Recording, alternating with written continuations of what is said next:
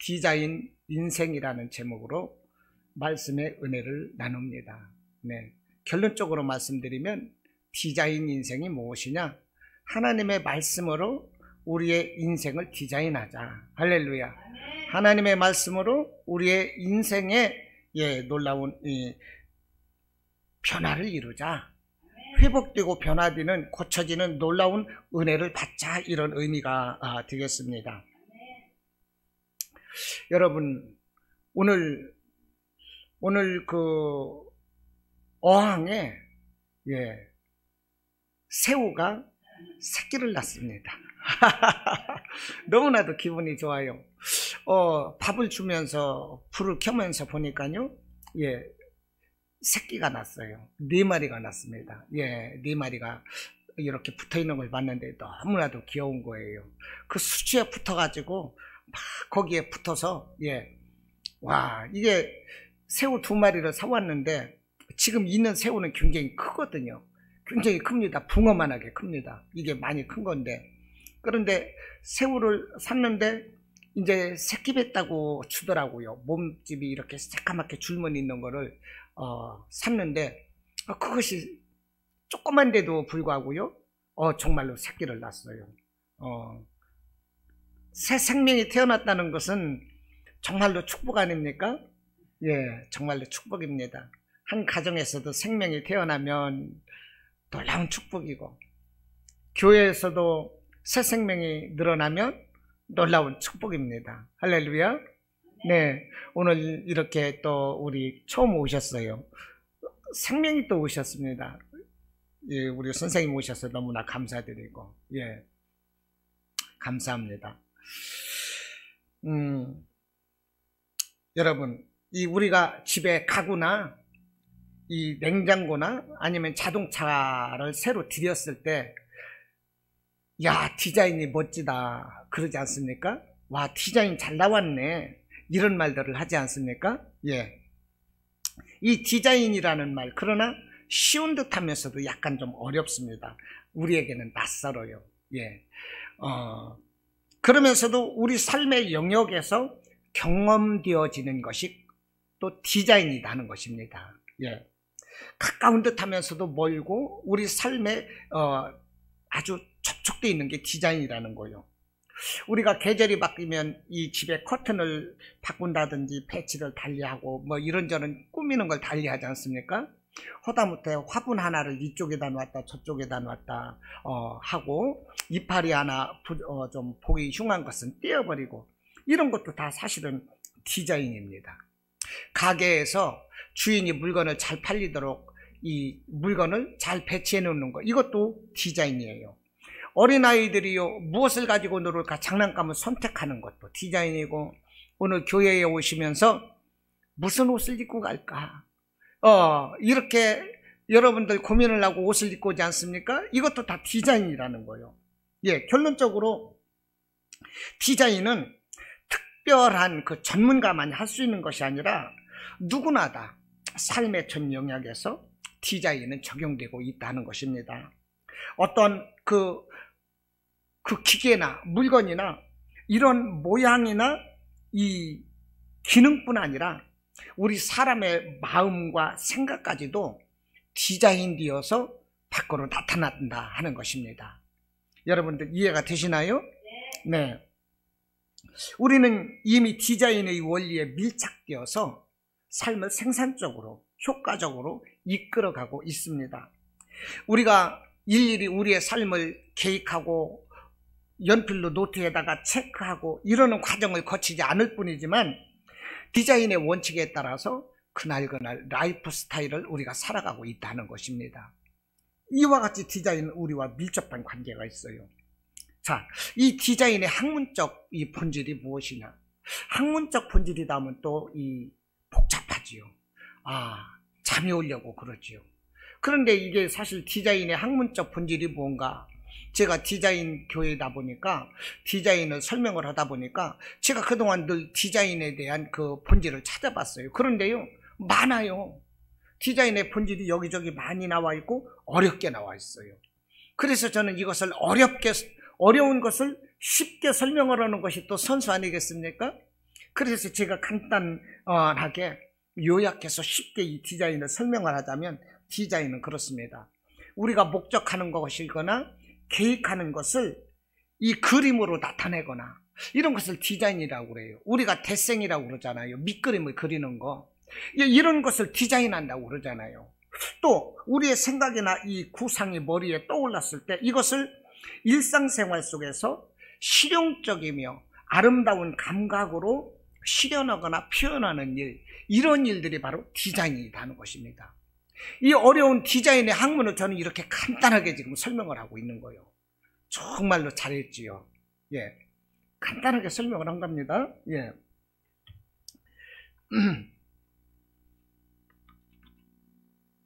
네. 따라서 이 디자인의 원리가 무엇이냐?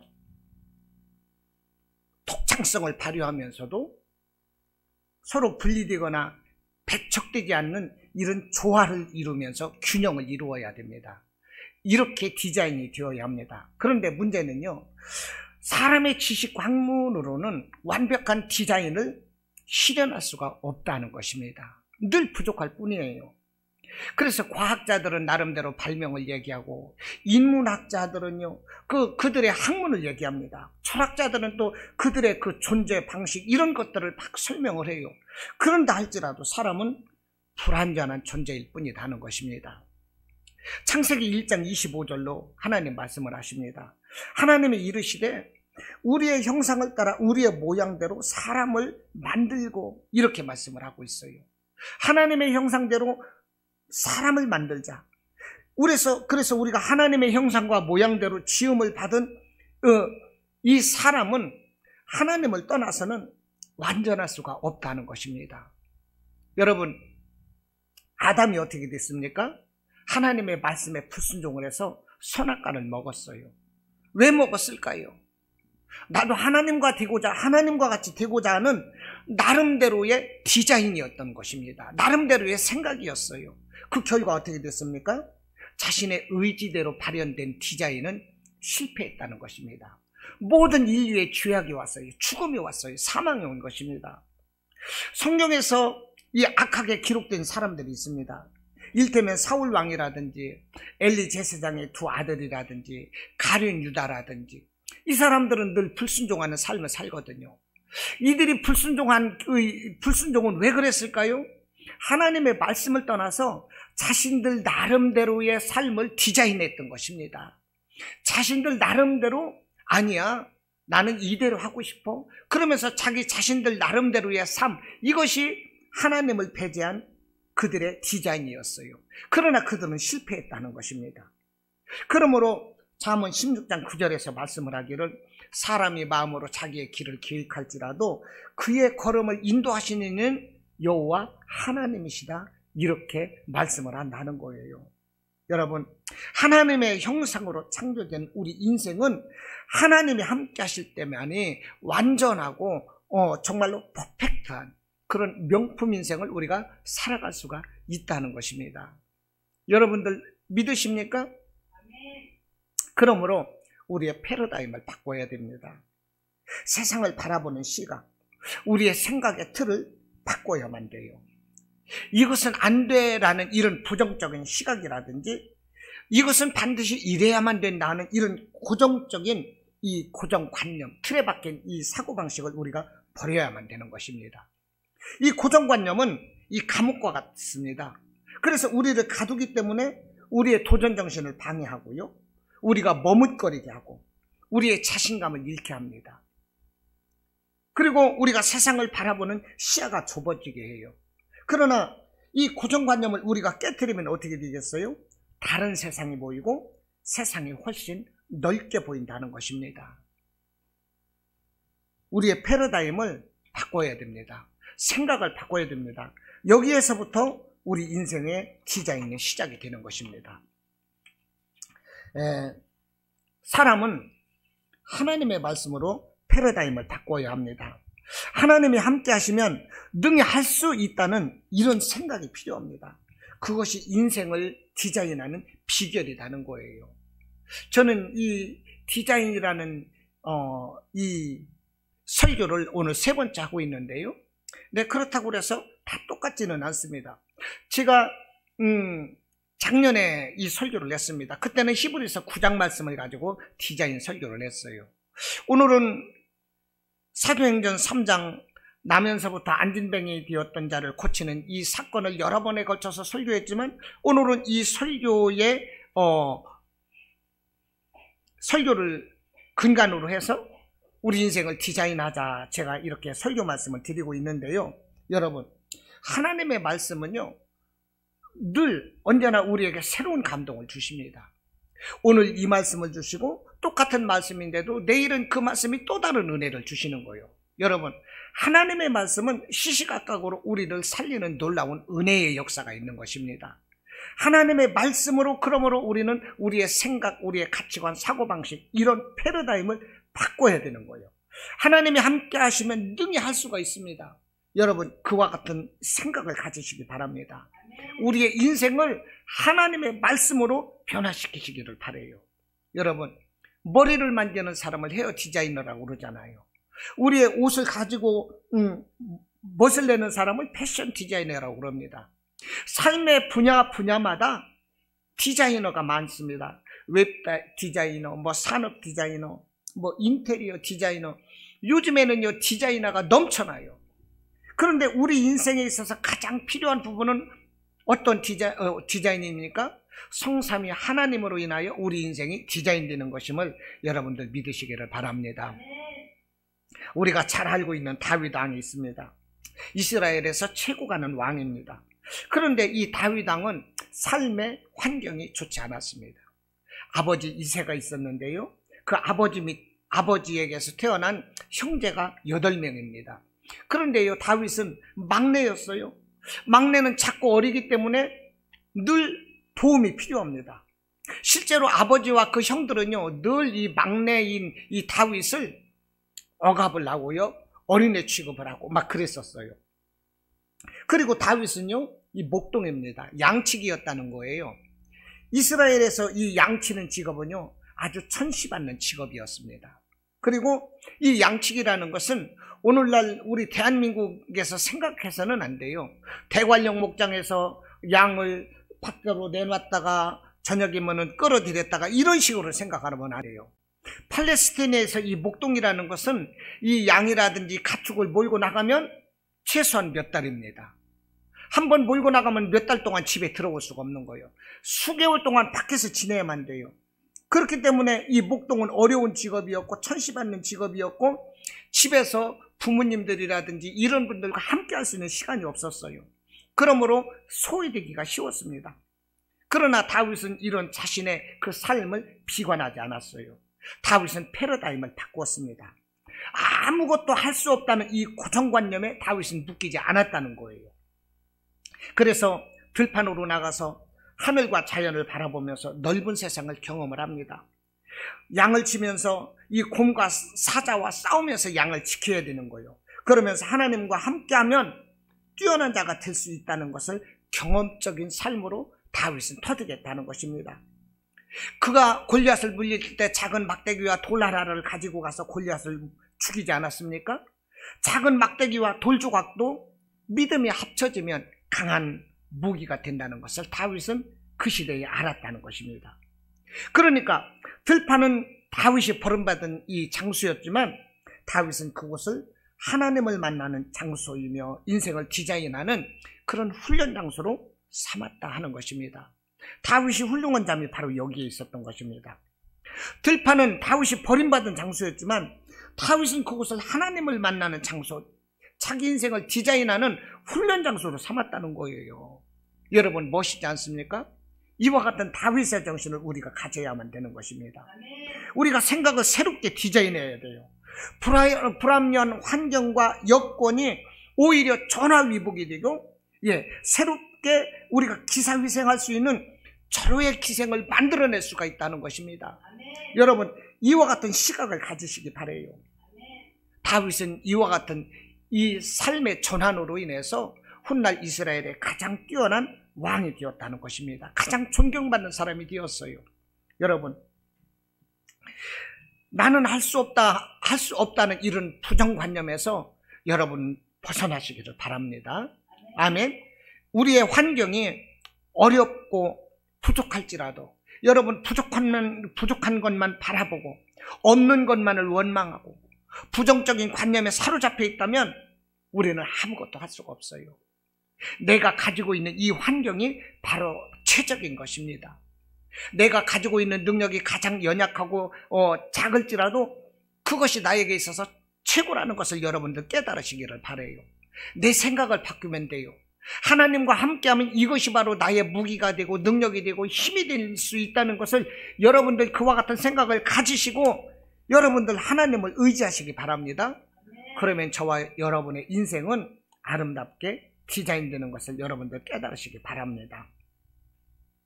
오늘 사도행전 3장 말씀은 그렇습니다. 나면서부터 안진뱅이였어요. 이 안진뱅이 하면 이 장애인들에 대한 이 비하의 이 말이기 때문에 이 성경에서는 그냥 앉은 자 이렇게 나오지요. 그런데요, 우리는 안진뱅이라는 말이 너무나도 이게 좀 이렇게 친숙하게 됐거든요. 이 장애인 비하 이런 뜻이 아니라 그냥 편한 대로 말씀을 전하겠습니다. 이 나면서부터 이 앉은 자, 안진뱅이는요, 나이가 40이에요. 나이가 40 되도록 한 번도 일어서질 못하고 걷지 못했으니 얼마나 힘들었을까요?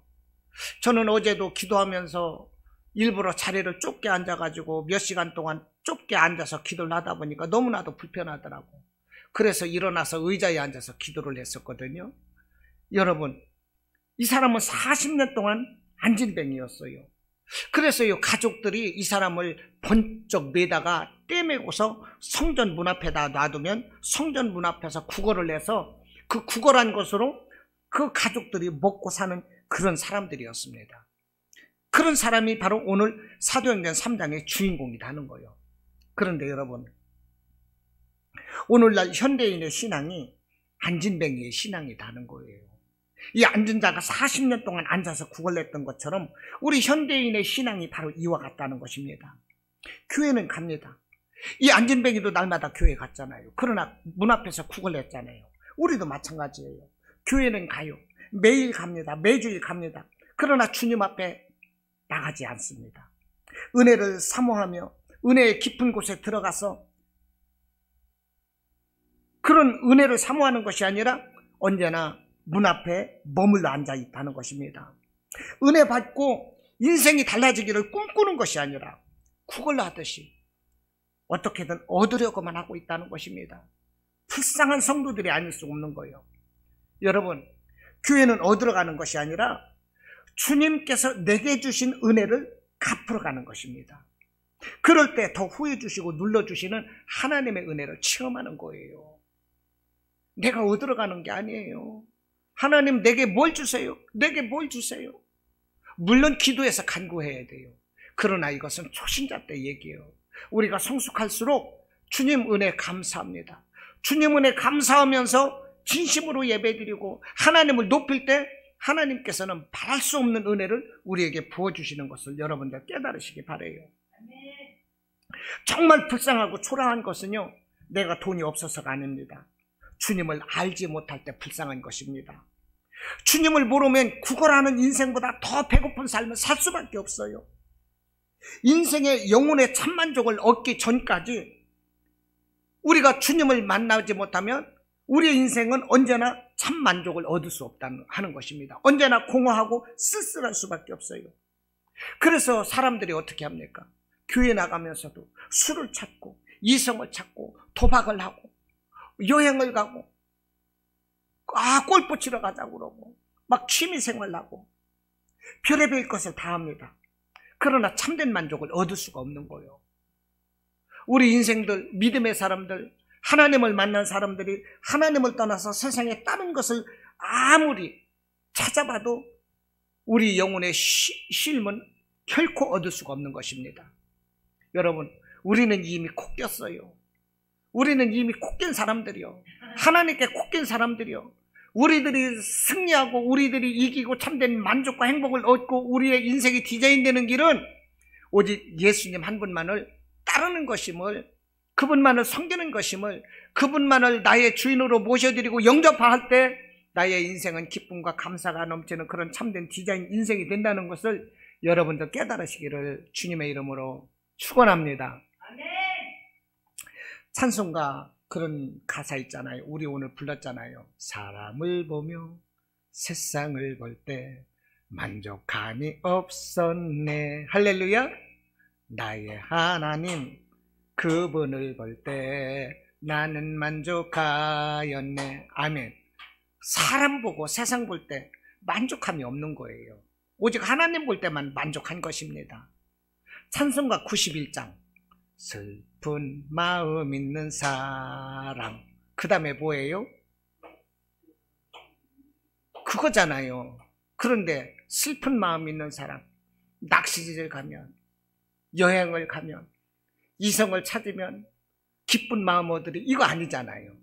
슬픈 마음 있는 사람, 예수 이름 믿으면 영원토록 변함없는 기쁜 마음 얻으리.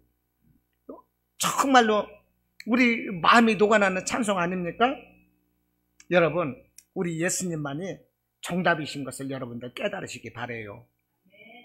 오늘 본문에서 이 구걸하는 이 앉은 자가 베드로에게 돈을 얻을까 해서 많이 베드로와 요한을 쳐다봤습니다.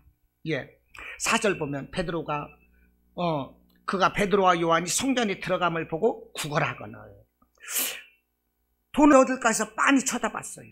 그러니까 이 앉은 자는 그랬을 거예요. 야, 이 사람들을 통해서 오늘 아침에 해장거리를 좀 얻어야 되겠다. 야, 이 사람들 통해서 오늘 마수거리를 좀 해야 되겠다. 예, 구걸을 하니까 첫 계시가 좋아야 된다고 그러잖아요. 영업하는 분들은요. 내 해장거리 좀 얻고 마수거리를 해야 되겠다. 그러면서 기대를 했을 거예요. 그런데 베드로가 말하기를 4절에서 우리를 보라 이렇게 말씀을 하는 거예요. 베드로가 우리를 보라 말하니까 우리를 보라 말하니까요, 이 앉은 자가 돈을 준다고 말하는 줄 알고요, 굉장히 기분이 좋았을 거예요. 야, 우리를 보라? 야, 돈을 주는가 보다. 이렇게 기뻐했겠죠. 그런데 베드로가 뭐라고 그럽니까? 은과 금은 내게 없거니와.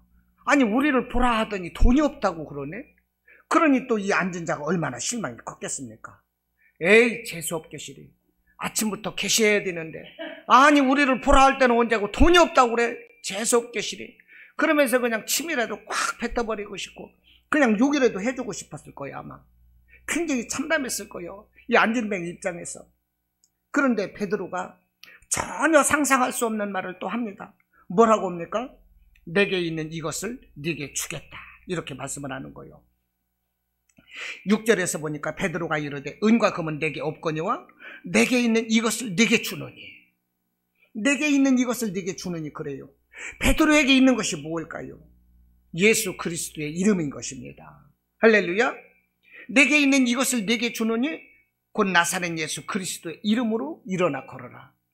베드로에게 있는 것은 예수 그리스도의 이름이었어요. 베드로는요, 예수 그리스도의 이름으로 일어나 걸어라 말하면서 그 앉은 자를 잡아 일으킬 때 그가 팔과 팔목에 힘을 얻더니 그가 벌떡 일어서서 걷기도 하고 뛰기도 하면서 하나님을 찬송했다는 것입니다. 여러분, 그럴 일 아니겠어요? 40년 동안 단 한 번도 일어서질 못했어요. 그런데 베드로라는 이 하나님의 사도가 나를 보라 하더니 또 아무것도 없다고 말을 하더니 그러더니 내게 있는 것을 네게 주겠다고 말을 하네. 정말 헷갈렸어. 그런데 예수 그리스도의 이름으로 일어나 걸어라 말하면서 그 발목을 잡아 일으키는데 갑자기 그 사람의 팔과 팔목에 힘이 들어가면서 그 사람이 일어선 것입니다. 그러면서 갑자기 그가 걷고 뛰는 거예요. 여러분들 같으면 좋겠어요, 안 좋겠어요? 와, 하나님이 나를 고쳐주셨다. 내 앉은 뱅이가 치료되었다. 하나님이 고쳐주셨다. 여러분, 저와 여러분 같으면 그러지 않겠습니까? 체면 불구하고 막 뛰어다니지 않겠어요? 이 앉은 뱅이가 그렇게 됐다는 것입니다. 여러분, 베드로에게 있는 것이 무엇이었습니까? 은과 금은 없었지만 나사렛 예수 그리스도의 이름이 있었던 것입니다. 예수 그리스도의 그 이름으로 앉은 뱅이가 일어섰어요. 예수 그리스도께서 우리 인생의 가장 큰 축복이고 그 예수 그리스도 한 분이면 우리 인생은 충분한 것입니다. 여러분들 깨달으십니까? 예수님 한 분 제대로 만나면 우리의 인생은 바뀐다는 거예요. 이것이 하나님을 만난 인생들의 축복인 것입니다. 여러분, 놀라운 것이 있습니다. 베드로는 분명히 일어나 걸으라고 말을 했어요. 6절에서 마지막에 보면 예수 그리스도의 이름으로 일어나 걸어라 이렇게 말을 했는데요, 이 사람은 펄쩍펄쩍 뛰어다니고 있는 것입니다. 베드로는 일어나 걸으라고 그랬어요. 그런데 이 사람은 어떻게 펄쩍펄쩍 뛰고 있는 것입니까? 그거는 우리가 걷기를 하나님께 간구할 때 하나님께서는 우리를 뛰게 하시는 하나님이시다는 것입니다. 우리 마음이 하나님 보시기에 예쁘면, 우리가 하나님을 전적으로 의지하고 믿으면, 하나님을 기쁘시게 해드리는 우리의 삶이면 우리가 걷기를 간구할지라도 하나님은 우리를 뛰게 하신다니까요. 그분이 하나님이신 거예요. 여러분, 그 하나님께 구하시기를 바랍니다. 할렐루야. 그 하나님께 구하시기를 바라요. 이 안진뱅이가 일어서기를 베드로가 기도했는데 이 안진뱅이가 뛰어다니는 이 사실을 볼 때 과연 하나님은 우리의 인생을 디자인하기에 부족함이 없는 참된 하나님이라는 사실을 우리가 알 수 있는 거 아니겠습니까? 그 하나님께 우리는 예배하는 것입니다. 우리가 잘 아는 구약에 한나 여인이 있습니다. 한나 여인이 누구입니까? 사무엘 선지자의 어머니지요. 한나 여인은 자녀를 낳지 못했어요. 그래서 그 남편의 첫 분인나에게 엄청나게 소름을 당했습니다.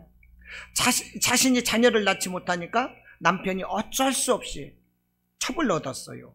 그 첫 분인나는요, 자녀를 많이 낳았습니다. 그러다 보니까 이 자기의 그 형님 한나를 막 그냥 멸시하고 그러는 거예요. 그러니 이 한나는 자존심이 상해서 정말로 살기가 싫은 거예요. 동네 창피해서 얼굴을 들고 나갈 수가 없어. 세상 말로 쪽팔려서 살 수가 없는 거예요. 그런데요, 이 한나는 어떻습니까? 매년 자기 남편과 더불어서 성전에 가서 하나님을 예배하는 그런 사람이었습니다. 그리고 실로의 성전에 가서 하나님께 기도했어요. 하나님, 나에게도 아들을 주세요. 내게 아들 하나만 주시면 내가 이 아들을 가지고 내가 살 것이 아니라 이 아들을 하나님께 내가 나시린으로 구별해서 성전에서 하나님을 섬기는 하나님의 종으로 바치겠습니다. 하나님, 제게 아들 하나만 주세요. 저도 사람 노릇하며 살아가게 해주세요. 이렇게 기도를 했다는 거예요. 그런데 하나님은요, 그 한나 여인의 기도를 들으셔서 한나 여인에게 아들을 주셨어요. 그 아들이 누구입니까? 사무엘이라는 거예요. 그런데 하나님께서는 사무엘만 주셨나요? 아들 셋, 딸들을 주셨어요. 그래서 5을 더 주셨습니다. 이쯤 되면 우리 하나님이야말로 모든 인생의 디자이너가 되신다는 것을 우리가 믿고도 남음이 있다는 것입니다.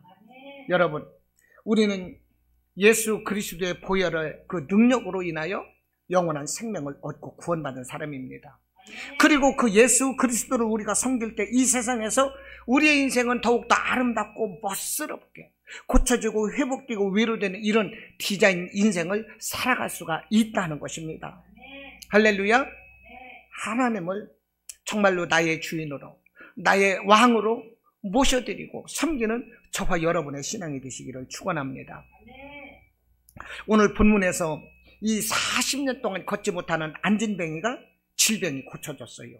걷고 뛰며 하나님을 찬송했어요. 고쳐졌어요. 그런데 여기서 질병이 고쳐졌다는 것은 무엇을 의미하는 것일까요? 이것은 놀라운 구속사적인 은혜가 있는 것입니다. 자, 질병이 고쳐졌다는 것은요, 죄사함을 의미합니다. 마가복음 2장에서 보면은요, 이 중풍병자가 이 친구들에게 떼매가져가지고요, 예수님께 나갔을 때 예수님이 뭐라고 하셨습니까? 소자야, 네 죄사함을 받았느니라 이랬어요. 네가 병에서 고쳐지리라 이 말씀을 주시기 전에 네 죄사함을 받았느니라 그랬는데 그 중풍병자가 고쳐졌다는 것입니다. 그러니까 질병은 죄로 인하여 발생하는 것이고요, 그 질병을 고치신다는 것은 예수님께서 십자가를 지시고 모든 인류의 죄값을 치르신 그 공로가 모든 믿는 자에게 동일하게 죄사함의 은혜로 적용되어서 그 현상으로 질병이 치료되는 것이다 하는 것입니다. 그래서 병의 치료는 죄사함으로 의롭다 인정된 성도의 구원을 예표하는 것, 이것이 바로 질병의 고침이라는 거예요.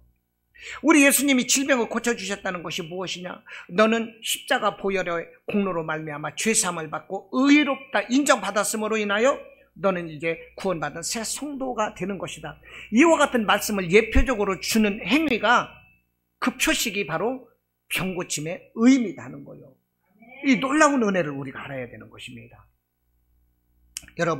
여러분에게 문제가 있으십니까? 말 못할 고민이 있으시고 부끄러운 사정이 있으시고 질병이 있으십니까? 주님께 내려놓으시고 주님께 맡기시기를 바랍니다. 기도하시기를 바랍니다. 그러면 우리 주님이 해결해 주시는 거예요. 야곱이 야복강 나루에서 천사와 씨름을 했습니다. 자기 형 에서가 군사 400을 이끌고 자기와 자기 가족을 다 도륙해서 죽이기 위해서 군사를 이끌고 오는 상황이에요. 그 상황에서 야곱이 할 수 있는 것이 무엇이겠습니까? 하나님께 기도하는 거예요. 여러 가지 방법을 다 선택해 봤지만 마지막 보로는 하나님께 기도했어요. 그래서 밤새 기도를 합니다. 천사와 더불어서 씨름을 했다고 그랬어요. 이것은 야곱의 기도였습니다. 천사가 마지막에 말합니다. 이제 놓아라. 내가 가야 되겠다. 내가 갈 시간이다. 그런데도요, 야곱은 이 천사를 놓지 않았어요. 씨름으로 말하면 악착같이 숨을 헐떡이면서 지쳐서 쓰러질 지경에 이르기까지 그 씨름하는 선수가 삿발을 놓지 않고 그 매달리는 것처럼 야곱은 천사를 붙잡고 놓지 않았어요. 어떻게든지 씨름하면서 그 기도를 계속했다는 것입니다. 그때 천사는 야곱을 축복해 주었어요. 여러분, 우리의 문제가 있을 때 야곱이 그 씨름의 삿발을 놓지 않고 계속 기도의 삿발을 놓지 않고 기도했던 것처럼 우리도 하나님께 기도해야 되는 것입니다. 그러면 우리의 모든 문제, 질병, 우리의 모든 소원, 이 모든 것은 하나님께서 다 이루시는 것을 여러분들 깨달으시기를 바랍니다. 예레미야서 33장 2절로 3절에서 말씀을 합니다. 이를 행하시는 여호와, 그것을 만들며 성취하시는 여호와, 그의 이름을 여호와라 하시는 이가 이와 같이 이루시도다 그랬어요. 이와 같이 무엇을 이루시는 걸까요? 너는 내게 부르짖으라 하는 것입니다. 너는 내게 부르짖으라. 내가 네게 응답하겠고 네가 알지 못하는 그 은밀한 일을 네게 보이리라. 이 말씀을 하시는 분이 누구십니까? 이를 행하시는 여호와, 그것을 만들며 성취하시는 여호와, 그의 이름을 여호와라 하는 여호와 하나님의 말씀인 거예요. 너는 내게 부르짖으라는 것입니다. 내가 네게 응답할 것이고 네가 알지 못하는 그 은밀한 일을 네게 보이리라. 하나님 말씀이신 거예요. 여러분, 주님께 맡기면 삶의 환경이 디자인되는 것입니다. 우리의 인격과 성품까지도 인자하고 온유한 사람으로 우리가 변화를 입게 돼요. 여러분, 주님께 다 내려놓고 맡길 수 있는 저와 여러분의 삶이 되시기를 주님의 이름으로 축원합니다. 은혜 받은 자와 은혜 받지 못한 자는요, 그 삶으로 드러납니다. 은혜 받은 자의 삶은 어떨까요? 누가복음 19장에 보면 삭개오 이야기가 나옵니다. 삭개오는 은혜를 받았어요. 그런데 저만큼이나 키가 작았던 것 같아요. 그런데도요, 이 사람 직업이 세례장이다 보니까 세무소장이거든요. 운전기사도 있고 비서도 있고 다 있는 사람이요. 세무소장이 잠바 입고 다니겠습니까? 저처럼 양복 입고 넥타이를 메고 머리도 드라이를 탁 하고 막 그랬겠죠. 막 아침에 무스 바르고 드라이 웽웽웽웽 하면서 막 머리도 만지고 그랬을 거야. 그런데 예수님이 오신다는 소문을 들었어요. 그런데 예수님께 나가려고 보니까 사람들이 백지알처럼 다 가로막고 있어서 자기는 키가 적어서 보이질 않는 거예요. 그래서 선택한 것이 무엇입니까? 뽕나무 위에 기어 올라가는 거예요. 개미도 아니고 넥타이 메고 머리 드라이 넥타이 맨 신사가 뽕나무 위로 걸어 올라가. 야, 참 가관 아니겠습니까? 은혜 받으니까 자기 체면이고 뭐고 없는 거예요. 그러고 나서 예수님에게 무엇이라고 말을 안 합니까? 내가 전 재산을 처분해서 가난한 자에게 절반을 나누어 주겠습니다. 혹 나에게 억울한 일을 당한 사람이 있다면 그에게 내가 네 갑자를 갚겠습니다. 이렇게 말을 하는 거예요. 이게 은혜 받은 사람이라니까요. 은혜 받은 사람은 이렇게 막 사랑하게 되는 거예요. 감싸고 토닥이게 되고, 이게 은혜 받은 사람이에요. 막 섬김의 삶을 살아요. 은혜 받은 사람은요, 그 마음이 태평양 바다보다도 넓어. 이 은혜 받은 사람인 거예요. 근데 은혜 받지 못한 사람은 어떨까요? 태평양 바다가 아니라 좁쌀보다도 좁아요. 그 은혜 받지 못한 사람인 것입니다. 삭개오가 나무 위로 올라가니까 은혜 받지 못한 사람들이, 어머나 저 세리장이잖아. 아니 그렇게 큰 집에서 자가용 타고 뻑일 때는 언제고, 아니 그래 나무 위로 올라가냐. 야 참 쪼잔하다, 쪼잔해. 그러면서 막 수군수군했다. 누가 보면 19장에서 수군됐다고 막 기록하고 있다니까요. 그런데 예수님이 삭개오를 만나더니 내가 오늘 너의 집에 유하여야 하리라. 삭개오의 집에 들어갔어요. 예수님이 삭개오의 집에 들어가시자, 아니 그렇게 의롭다고 말씀하시는 하나님이 죄인의 집에 들어갔네? 아니 의롭고 죄 없다는 분이 어떻게 죄인의 집에 들어갈 수 있어? 그러면서 또 예수님을 비난하고 수군거렸다는 것입니다. 그러니까 은혜 받은 사람은 어때요? 사랑으로 베풀고 보듬고 이것이 섬기는데, 은혜 받지 못한 사람은요, 아무것도 아닌 걸 가지고 막 비난하고 수군댄다는 거예요. 요한복음 12장에서 보면요, 마리아 이야기가 나옵니다. 마리아가 누구입니까? 요한복음 11장에서 죽은 나사로가 나흘 만에 살아났지 않습니까? 그 나사로의 누이 동생인 거예요. 그러니까 자기 오라버니를 예수님이 살리셨으니 얼마나 예수님을 섬기고 사랑하는 마음이 컸겠어요. 그래서 예수님이 자기 집에 오셨을 때 자기에게 있는 옥합을 깨서 예수님의 발에 부었어요. 그리고 자기의 머리털로 예수님의 발을 씻었어요. 그런데요, 그 옥합이 300데나리온이래요. 300데나리온이라면 지금 우리나라 돈으로 말하면 약 3천만 원 이상입니다. 1년 노동자의 품삯인 거예요. 그러니까 3천만 원 이상이 될 수가 있는 거겠죠. 그것을 예수님께 부었어요. 은혜 받으니까 이렇게 섬기는 거예요. 내게 있는 것을 예수님께 다 바쳐도 아깝지가 않아요. 이 옥합이라는 것은 그 당시 여자들이 시집 갈 때 혼수품으로 준비해놨던 것입니다. 그것을 예수님께 붓고 예수님의 발 먼지 맞은 풀을 자기의 머리털로 씻어주는 거예요. 그런데 은혜 받지 못한 이 가룟 유다가 어땠어요? 아니 그 300데나리온 되는 옥합을 팔아서 가난한 사람들에게 섬길 것이지, 가난한 사람들에게 나눠줄 것이지, 그것을 왜 그렇게 허비하느냐? 이 마리아를 비방을 하는 거예요. 그런데 가룟 유다는 어떻습니까? 자기는 제자들 중에서도 예수를 30년에 팔아버렸잖아요. 그러면서 말로만 예수님을 그 마리아를 비방을 하는 거예요. 은혜 받지 못한 자는 언제나 이렇게 비방을 한다니까요. 아무개 집사가 어떻고 교회가 어떻고 수군. 은혜 받지 못한 자는 늘 이래요.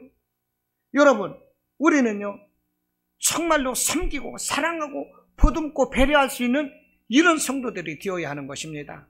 아멘. 예, 이런 성도들이 되기를 바라요. 저는 여러분 한 분 한 분이 참 얼마나 소중한지 모르겠어요. 이 개척교회를 하다 보니까요, 예, 이 꺼져가는 등불 같은, 정말로 그럴 때가 많습니다. 그런데요, 꺼져가는 이 등불 같은 그 등잔에 기름을 넣고 불을 붙이는 사람을 하나님은 언제나 예비를 하시는 거예요. 꺼져가는 등불 같은 우리 교회, 그것이 바로 여러분이었어요. 그것이 여러분이었습니다. 성경에 말씀을 합니다. 한 마리의 양이 길을 잃으면 목자는 그 잃어버린 양 한 마리를 찾기 위해서 99마리의 양을 산에다 두고 그 양들을 찾아다닌다고 말씀을 했어요. 여러분, 팔레스타인에서 거기에서 양을 치는 것은 몇 달이 걸린다고 그랬잖아요. 한 마리 양을 찾아 나선다는 것은 99마리의 양을 하루 동안 방치하는 것이 아니라 몇 달 동안 방치하더라도 한 마리 잃어버린 양을 찾으러 몇 달 동안 찾아 나선다는 거예요. 목동이에요. 이 말씀의 의미를 우리가 알아야 되는 거예요. 여러분들은 다 저에게 소중한 양들입니다. 정말로 소중한 성도들이요. 우리 한 믿음의 가족입니다. 피를 나는 가족인 거예요. 예수님의 피를 나는 가족인 거예요. 저와 여러분이 예수님의 이 말씀 안에서 성령님을 의지해서 저와 여러분의 인생이 정말로 이렇게 날마다 디자인되고 멋지게 변해가는 이런 인생이 되시기를 저는 늘 기도하고 있습니다. 이와 같은 성도들이 되시기를 바랍니다. 예수님의 족보에는요 3명의 여자가 나옵니다. 3명의 여자, 유다의 며느리 다말이 나와요. 살몬의 아내가 된 기생 라합이 나옵니다. 보아스의 아내였던 다윗의 증조 할머니인 모압 여인 룻이 나옵니다. 그런데 이들의 공통점은 이방인이고요, 신분이 아주 미천하거나 기생 라합이 있으니까. 또 평범한 사람들, 이스라엘 족속이 아닌 이방 사람들이라는 거예요. 그러나 남다른 믿음의 소유자들이었어요. 하나님은 이들을 축복하셨습니다. 그러므로 복음이야말로 우리 인생을 아름답고 복되게 변화시키는 진정한 디자이너다 하는 것입니다. 여러분, 하나님은 지금도 믿음 있는 자를 찾고 계십니다. 자신을 진심으로 찾고 기도하며 헌신하고 순종하며 충성하는 이런 일꾼들을 하나님은 찾고 계시는 거예요. 하나님은 그들을 통해서 일하시고 디자인의 은혜를 늘 예비하고 계신다는 것입니다. 오늘 본문에서 베드로가 우리를 보라 이렇게 말한 것처럼 예수님은 이 시간 우리들에게 나를 보라, 하나님을 보라, 성령님을 바라보라 이렇게 우리를 부르고 계십니다. 그 부르심에 아멘하고 순종하며 나가는 성도 여러분들이 다 되시기를 주님의 이름으로 축원합니다. 아멘. 이 시간 우리 기도하겠습니다.